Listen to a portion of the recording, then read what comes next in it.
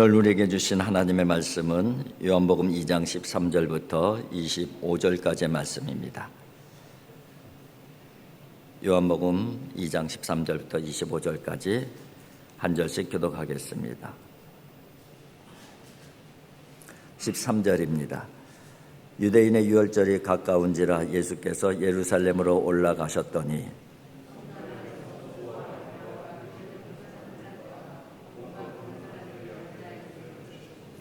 노끈으로 채찍을 만드사 양이나 소를 다 성전에서 내쫓으시고 돈 바꾸는 사람들의 돈을 쏟으시며 상을 엎으시고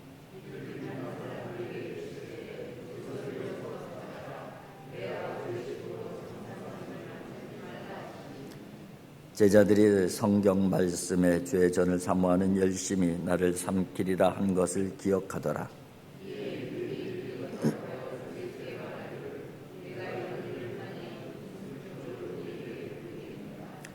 예수께서 대답하여 이르시되 너희가 이 성전을 헐라 내가 사흘 동안에 일으키리라.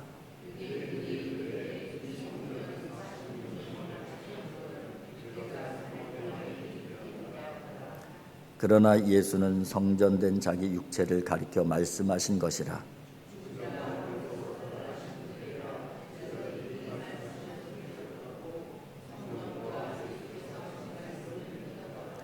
유월절에 예수께서 예루살렘에 계시니 많은 사람이 그의 행하시는 표적을 보고 그의 이름을 믿었으나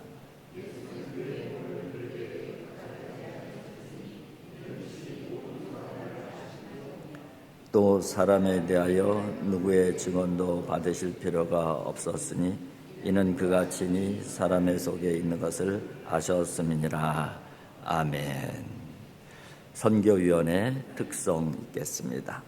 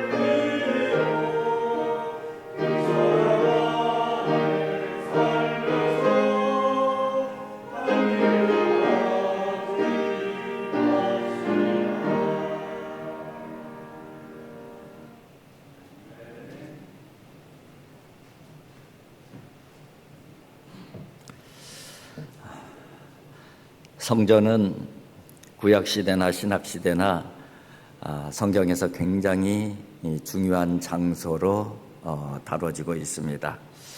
성전이 처음 지어진 것은 솔로몬 왕에 의해서 지어졌죠. 바벨론에 의해서 그 성전이 무너졌지만은 70년 포로 귀환한 이스라엘 백성들이 수룹바벨을 중심으로 해서 또 성전 재건을 하게 됩니다. 그것을 이제 수룹바벨 성전이다 그렇게 이야기를 하죠. 근데 수룹바벨 성전은 귀환한 백성들이 지은 것이기 때문에 그 규모가 어떻게 보면은 보잘것없는 그런 규모라고 할 수가 있습니다. 그러나 이제 신약 시대에 들어서 로마 통치 시대에 헤롯 대왕이 유대인들의 환심을 얻기 위해서 성전을 크게 확장을 합니다. 아주 화려하게 증축을 하는 것이죠. 그것을 바로 헤롯 성전이라고 부릅니다.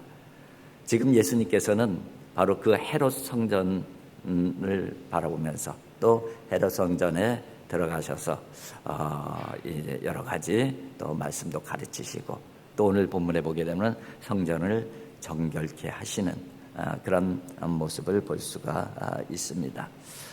성전은 이스라엘 백성들에게 단순한 건물이 아니죠. 성전은 하나님을 만나는 장소이고 또 하나님의 임재의 자리이고 거룩한 곳인 것이죠. 예수님의 생애에 있어서도 이 성전은 아주 깊은 관련이 맺고 있음을 볼 수가 있습니다. 예수님께서 탄생하셨을 때에 처음 마리아, 어머니 마리아에 의해서 성전에 올라가는 정결 예식을 받기 위해서 성전에 올라가는 내용이 성경에 기록이 되어져 있습니다. 거기에서 주님을 기다리던 시므온과 안나를 만나기도 하는 것이죠. 그런가 하면 예수님께서 12살 때에 유월절 제사를 드리기 위해서 또 성전에 부모님들과 같이 가는 기록도 성경에는 기록이 되어져 있습니다. 성전에 올라갔을 때 그 성전에서 유월절 제사를 드리고선 돌아오는 길에 예수님은 율법학자들하고 또 말씀에 대해서 율법에 대해서 논의하느라고 따라오지 못하고 잃어버렸다고 그 부모 요셉과 마리아가 다시 돌아오는 그런 사건도 성경에 기록이 되어져 있습니다. 예수님께서는 일반 유대인들처럼 마찬가지로 매년 절기에 맞춰서 성전에 올라가셨고 또 공생의 가운데서도 성전을 왔다 갔다 하시면서 그것을 가르치시기도 하시고 또 이적을 행하시기도 하시고 그것을 거룩한 장소로 그렇게 사용하셨음을 볼 수가 있습니다. 이제 오늘 본문은 그 성전에서 있었던 아주 중요한 사건 하나를 기록을 하고 있는 것이죠. 그런데 이 요한복음에 기록된 성전 청결의 사건은 사실 이 성전 청결 사건은 사복음서에 다 기록이 되어져 있습니다.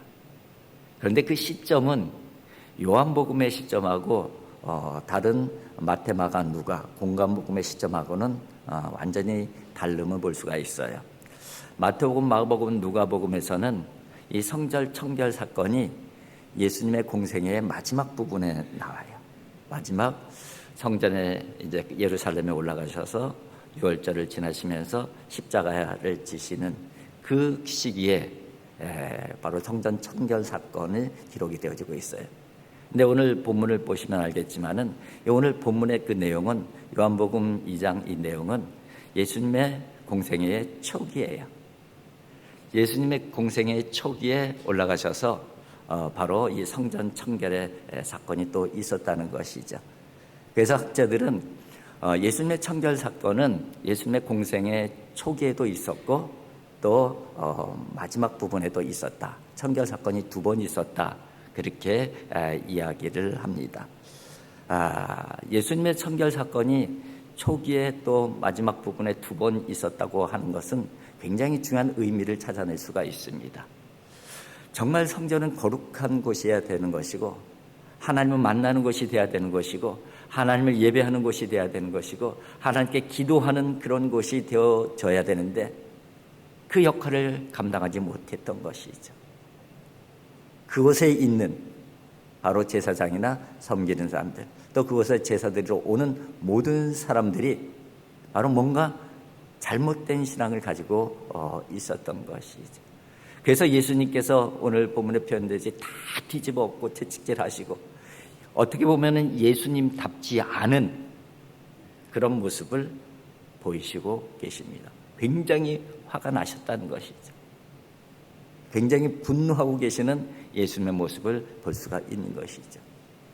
근데 그럼에도 불구하고 공생의 이제 마지막 부분에 또 성전에 올라가 보니까는 그렇게 뒤집었고 그야말로 난리를 피웠는데도 또다시 그 짓거리를 하는 그 모습을 보시면서 또 예수님께서 또다시 성전을 뒤집어 엎는 그 모습을 보이신 것이죠. 어떻게 보면은 인간의 나약함을 그대로 보여주는 것이에요. 한번 뒤집어 엎었으면은 우리가 이러서는 안 되지. 거룩한 성전에서 이러면 안 되지. 하나님께 우리가 제대로 예배를 드려야 되지. 하나님께 우리가 진실로 기도드리는 자리가 돼야 되지. 이렇게 깨달으면 좋은데 언제 그랬냐는 듯이 또 똑같은 모습이 있었던 것이죠.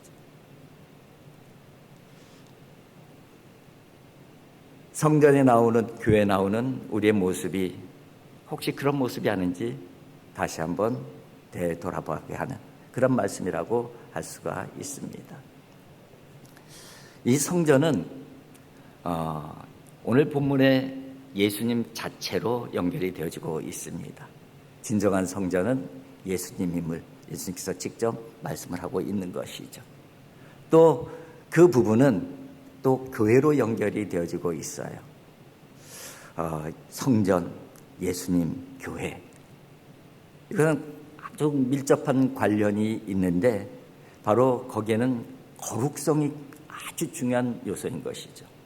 그리고 하나님의 임재, 하나님 대심, 하나님과의 만남.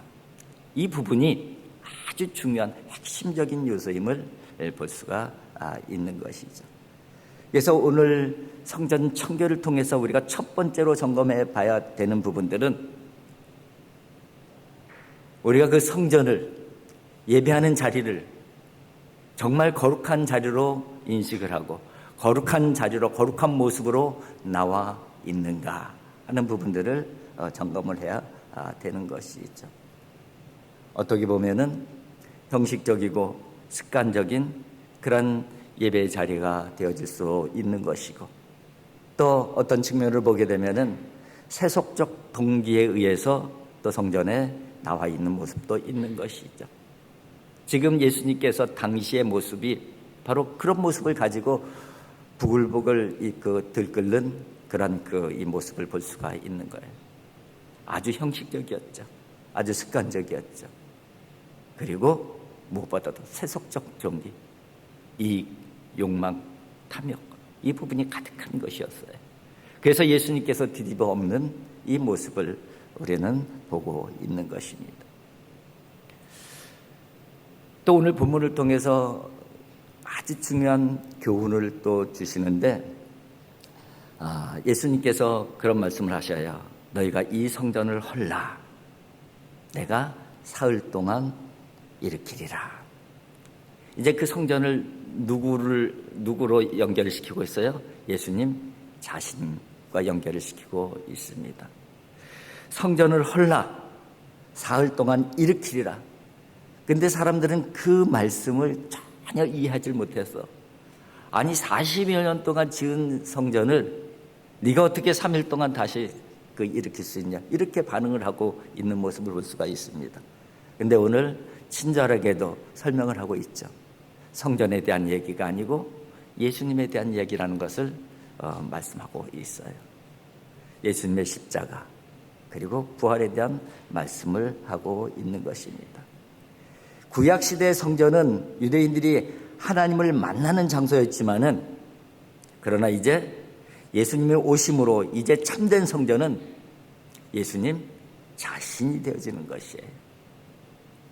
이전에는 구약시대는 하나님을 만나려면은 눈에 보이는 성전에 나왔지만은 이제는 하나님을 만나려면은 참된 성전이신 예수 그리스도를 통해서만 하나님을 만날 수 있는 것이죠. 바로 그 구원의 본질에 대해서, 하나님과의 만남의 본질에 대해서 오늘 예수님께서 직접 말씀을 하고 있는 것입니다. 그래요.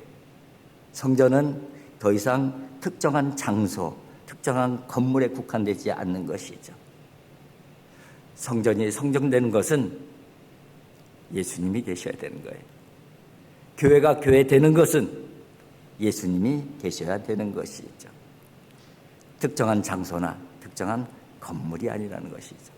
이제 다음 4장에 넘어가게 되면은 사마리아 여인을 찾아서 예수님께서 만나는 사건이 나오잖아요. 그때 사마리아 우물가에 나온 그 여인이 그런 얘기를 합니다.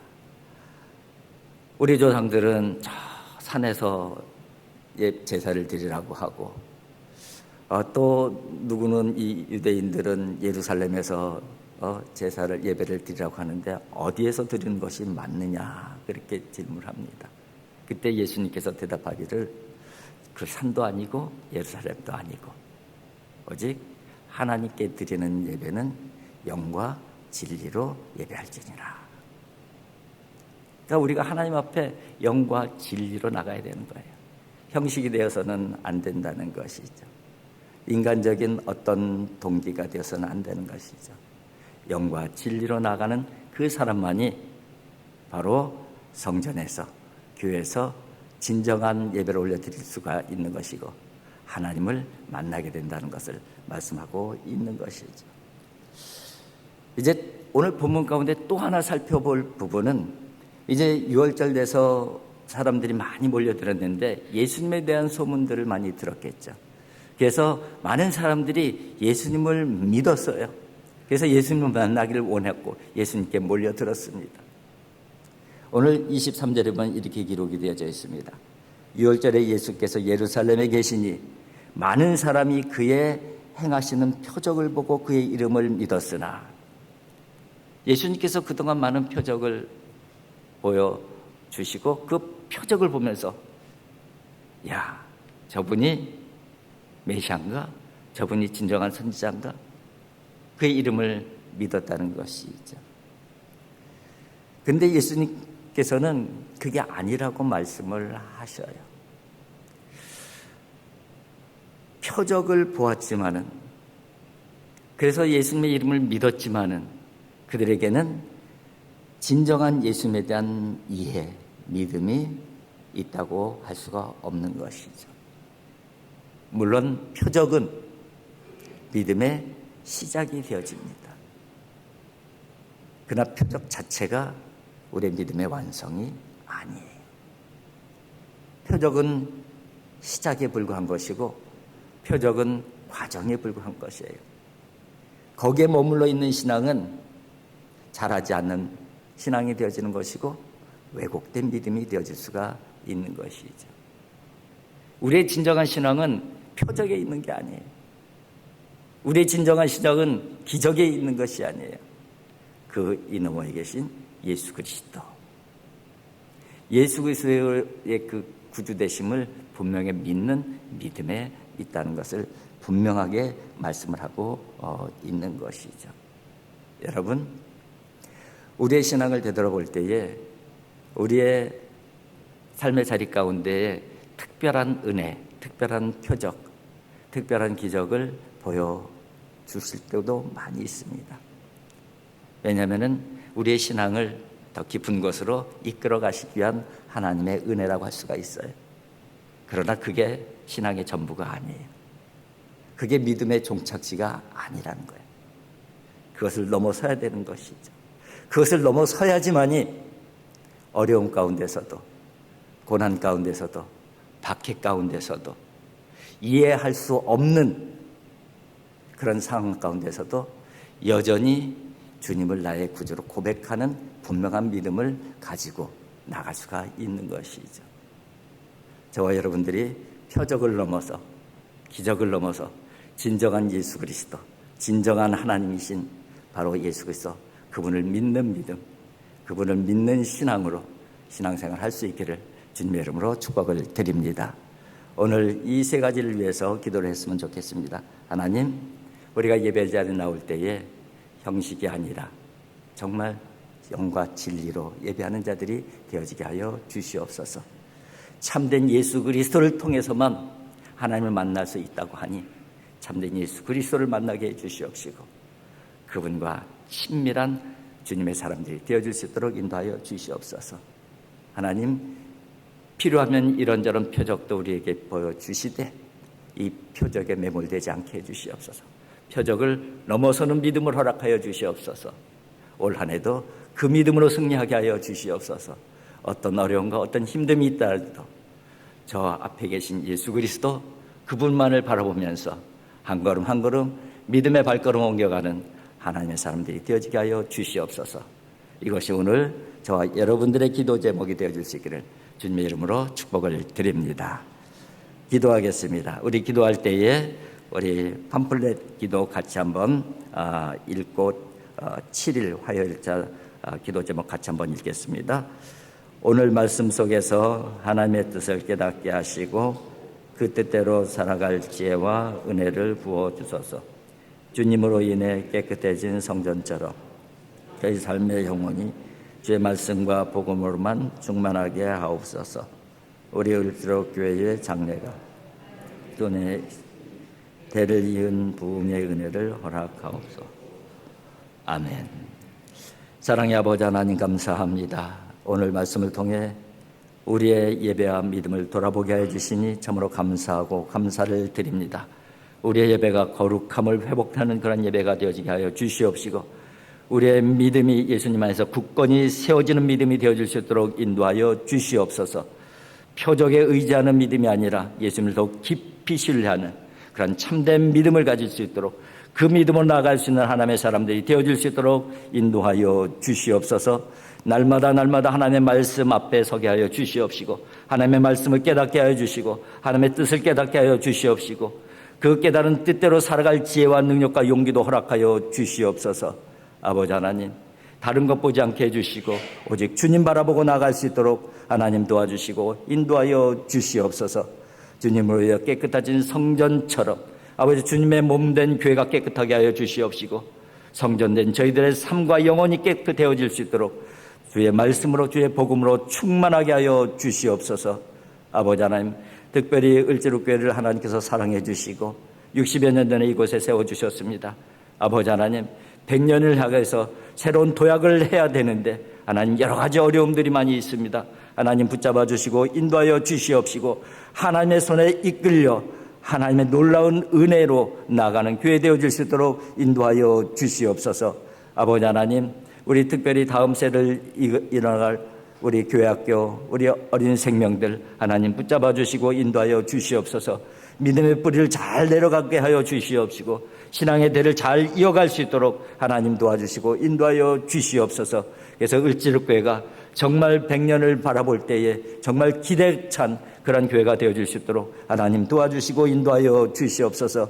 우리 자녀들 가운데 함께해 주시옵시고 정말 재미있어 혼란된 세계관 가운데 혼란된 가치관 가운데 살아갈 수밖에 없는 세상입니다. 아버지 하나님, 참으로 하나님의 말씀으로 성경의 말씀으로 하나님의 세계관 성경적 가치관을 가질 수 있도록 하나님 도와주시고 인도하여 주시옵소서. 그래서 세상을 이기게 하여 주시되 믿음으로 이겨나갈 수 있도록 하나님 도와주시고 인도하여 주시옵소서. 아버지 하나님, 우리 또 교회를 이끌어가는 남녀 선교회도 함께해 주시옵시고 아버지 우리 재직들 가운데 함께해 주시고 특별히 아버지 하나님 제자반 가운데 함께해 주시고 앞서가는 점에서 재직들과 리더들 가운데 함께해 주셔서 참으로 그들의 믿음으로 한 걸음 한 걸음 나아갈 때에 주님의 몸된 교회가 더욱 든든하게 세워지게 하여 주시옵시고 내일을 향한 소망이 가득 채워지게 하여 주시옵소서. 예수님의 거룩하신 이름으로 기도하옵나이다. 아멘. 하늘에 계신 우리 아버지, 아버지의 이름을 거룩하게 하시며 아버지의 나라가 오게 하시며 아버지의 뜻이 하늘에서와 같이 땅에서도 이루어지게 하소서. 오늘 우리에게 일용할 양식을 주시고 우리가 우리에게 잘못한 사람을 용서하여 준 것 같이 우리 죄를 용서해 주시고 우리를 시험에 빠지지 않게 하시고 악에서 구하소서. 나라와 권능과 영광이 영원히 아버지의 것입니다. 아멘.